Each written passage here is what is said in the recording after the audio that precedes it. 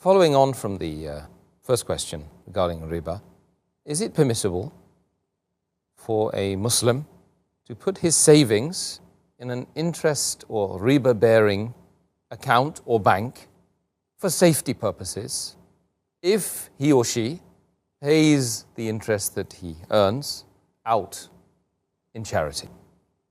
Most of the scholars, they say that if under compulsion, especially if you're a non-Muslim country and for safety reason, you can keep your money in the interest-based conventional bank, but whatever interest you get, you have to give in charity without seeking the reward of Allah, because it's haram. Most of the scholars say that, but I personally, I disagree with them. That's my view. I agree more with the view of Shaykh Utaymi. He says that even this is prohibited, because the Quran does not say do not use interest. If the Quran would have said do not utilize, do not use interest, then the verdict was right. The Quran said don't involve in riba. Don't take, don't give. So if you have to give in charity, first you have to take from the bank. So I disagree with that. If you have to stop the system of riba, you have to totally ban this system. We can't say they'll put for safety and then I'll take the money and give on charity. Indirectly, you're encouraging them. Because the moment you open an account which has got interest, you are signing and giving them permission that you are agreeing with interest with riba. That itself is a sin. So Allah's curse will be on you. Allah and Rasul will wage a war against you.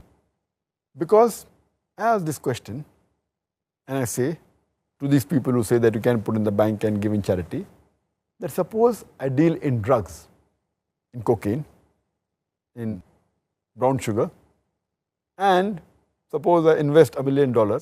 Every month I make a profit of $1 million, and the complete profit I give in charity to the poor people.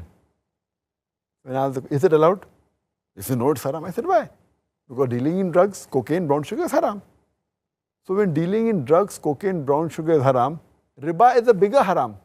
Because if you deal in riba, Allah and Rasul will wage a war against you. So when you're giving me permission to keep in the bank and deal with riba for a bigger sin, surely you should give me permission for a smaller sin. So therefore I disagree that if they really want to keep for safety, they can very well keep in an Islamic bank. Or as a last resort, they can keep in a current account. There are some accounts in the bank which are accounts which don't give interest. They call it current account. There's no interest at all in that. That as a last resort you can keep, but only keep that money which is required for rolling, because I know that being in different countries, like in India, in UK, you have to deal with checks, etc.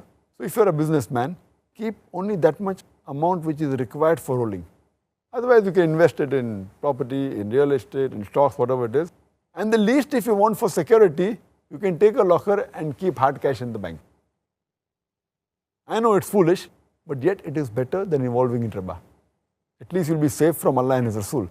Otherwise they'll wage a war against you. As a last resort, if you really want only security, take a locker which will cost just a few hundred rupees a month or a couple of thousand rupees a year and a few pounds if you go to UK. Take that locker, keep your money hard cash.